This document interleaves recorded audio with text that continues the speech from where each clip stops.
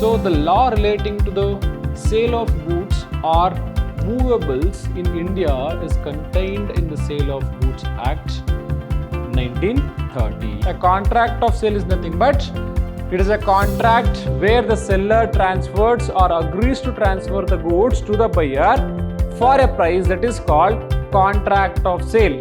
The property or ownership in the goods immediately passes from seller to buyer.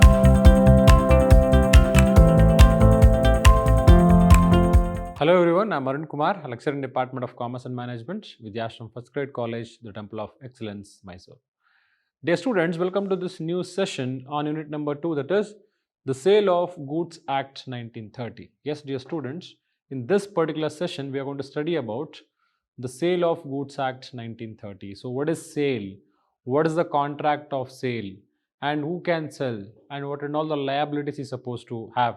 And what are the rights he will be having? As a buyer, what and all the rights I will be having? What is warranty? What is guarantee? What is conditions?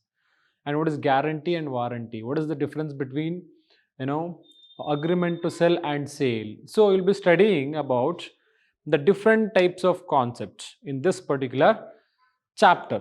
So, let us look into the chapter. In introduction part, you will get to know when the Sale of Goods Act 1930 came into existence. So, the law relating to the sale of goods or movables in India is contained in the Sale of Goods Act 1930. Yes, here whatever the goods we are supplying, whatever the goods we sell, all those goods, the movable goods, those goods they comes under the Sale of Goods Act 1930. Yes, they are supposed to follow the rules and regulations which are relating to the law, that is the Sale of Goods Act 1930. If you are a seller, if you are selling the products to a customer, what you are supposed to do? You are supposed to go through the Sale of Goods Act, then you are supposed to follow the procedure of sales. If you are giving warranty, first you are supposed to go through the law, what and all the law says about the guarantee or the warranty. According to that, you are supposed to give guarantees and warranties to the customers. So, in that way, this law is very much helpful for the sellers as well as for the buyers while they are purchasing the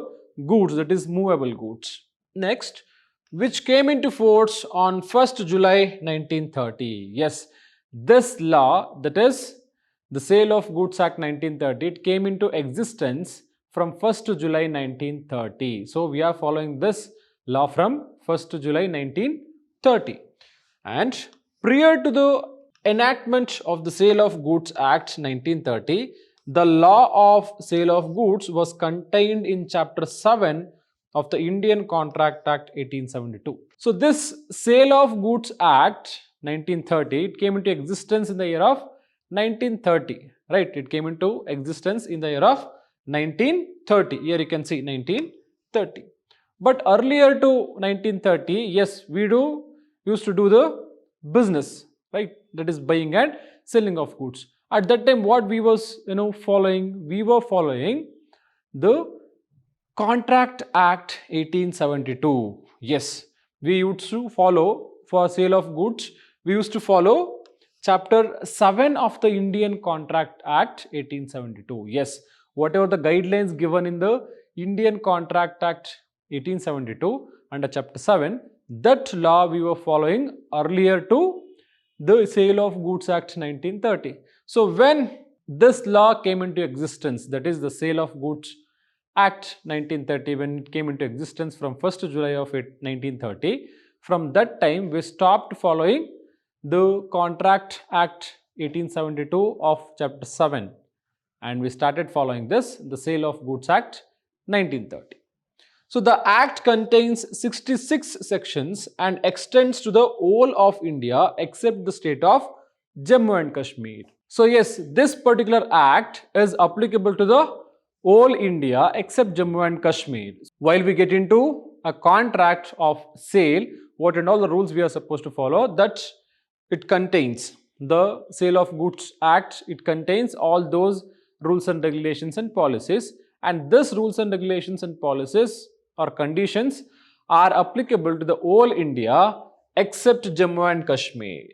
And mainly this particular the Sale of Goods Act 1930 what we have, this act contains 66 sections. That means there are totally 66 sections with respect to this law, and what and all the rules are there with respect to this we are supposed to follow. Totally there are 66 sections, and at that we also have the subsections, but mainly we have main 66 sections.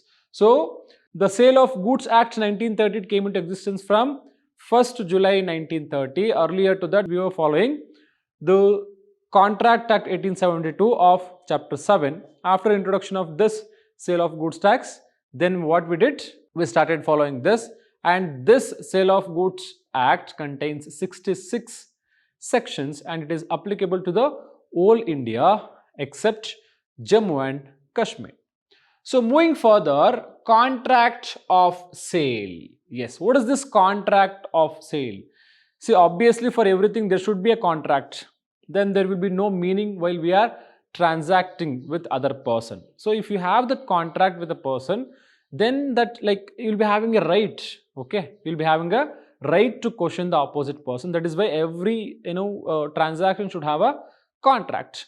So contract of sale is nothing but whenever the sales happens, there should be a contract between the buyer as well as the seller. Whatever the goods the seller is selling, according to that particular goods, whatever the price, conditions, warranties, guarantees, and for what price the buyer is purchasing, everything should be there in that particular contract. So under section 4, subsection 1 of the Sale of Goods Act 1930, the contract of sale of goods is defined as follows. Yes.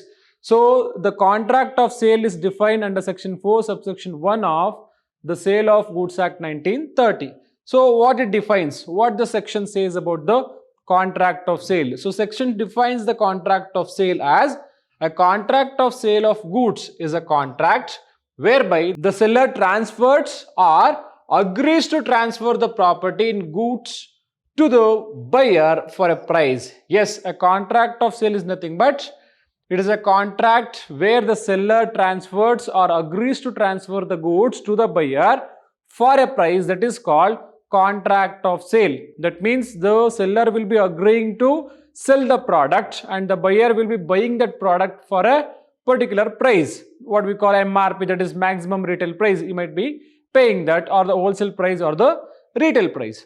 But here the contract of sale is nothing but sale of goods in a contract whereby the seller will be transferring or agrees to supply or transfer the property in goods to the buyer for a price, that is called contract of sale. A contract of sale may provide for, yes, the contract of sale may provide for a sale. Yes, we can provide the contract of sale for two situations. One is at the time of sale or at the time of agreement to sell. Yes, the contract of sale can be issued in two situations, that is at the time of sale or at the time of agreement to sell. So what is this sale? A contract of sale may be absolute or conditional, where the right of ownership in the goods is transferred from the seller to the buyer. The contract is sale. Yes, here with some conditions, the rights of the goods, the ownership of the goods will be transferred to the buyer. So the seller will be owning the ownership of the goods, but here in sale, the ownership of the goods will be transferred to the buyer.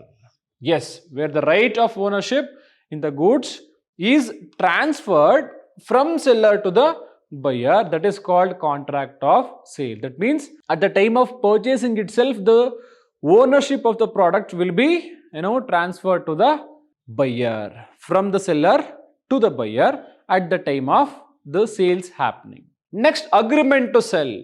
So where under the contract of sale of transfer of property in the goods is to take place at a future time. So the sales is not taking at present, the sales will take place in future, or subject to some condition thereafter to be fulfilled. The contract is called an agreement to sell.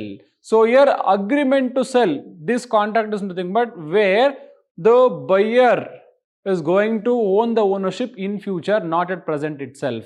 So there will be a contract between the two parties, seller and the buyer, and the seller will be supplying the goods in future to the customer, So then only the customer can have the ownership against that property. So that is the difference between sale and agreement to sell.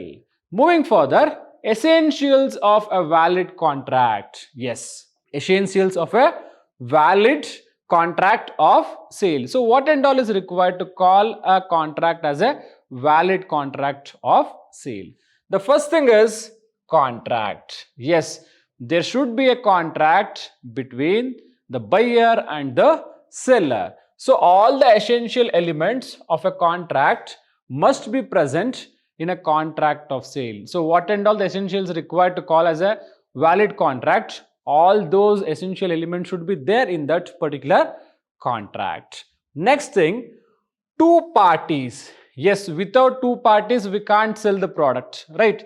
There should be a seller, there should be a buyer. If seller is selling the product, then obviously the buyer will be buying the product by paying the price, whatever the price demanded by the seller. So first thing is there should be a contract and there should be two parties. There should be two parties. So there must be two parties to constitute a contract of sale, namely a buyer and a seller. The same person cannot both be seller and a buyer. That means one person can't be the buyer or the seller. There should be two parties. Next, goods. Yes, there should be movement of goods between the buyer and the seller, then only it will be called as a valid contract of sale. The subject matters of a contract of sale will always be goods. So the goods may be either existing goods or future goods or contingent goods. That means whether the goods are present at the time of sales or the goods may be produced in future, whatever, but there should be goods to do this transaction, that is contract of sale. Next, transfer of property. Yes, transfer of property is nothing but in a contract of sale, the seller must transfer or agrees to transfer property in the goods to the buyer. Yes, here the ownership of the property, that is the ownership of the goods, should be transferred from the seller to the buyer. Next, price. Yes, the consideration for a contract of sale must be money, called the price. Yes, there should be a consideration while they are doing the transaction. Simply if he is giving free of cost, then it will not be called as a transaction, that is contract of sale. There should be a consideration in the form of price, in the form of money. So these are all the essential elements of a valid contract of sale. So moving further, the difference between a sale and agreement to sell. Those are difference between sale and agreement to sell. So transfer of property. See, in sale, the property or ownership in the goods immediately passes from seller to buyer. Yes, in sale, the property or the goods are immediately transferred. The goods are immediately transferred to the buyer from the seller. It directly transfers immediately, not in future. Directly transfers. That is called sale. Agreement to sell. So the property in goods transferred on some future date are subject to fulfillment of some conditions. The seller continues to be the owner of the goods. Yes, here in sale, the ownership will transfer directly to the buyer. But in agreement to sell, the ownership of the property will be transferred to the buyer in future. Until that time, the seller is going to be the owner of the property. So that is the difference between, the first difference between the sale and the agreement. Second thing, kind of safe goods. Sale is always existing specific or ascertainment goods. Yes, sale is always existing. That means there will be a goods and you will be selling that goods to the customers, right? So it is existing. There is a goods and you are selling it to the customer, and customer can touch and feel it and he can purchase it. Okay.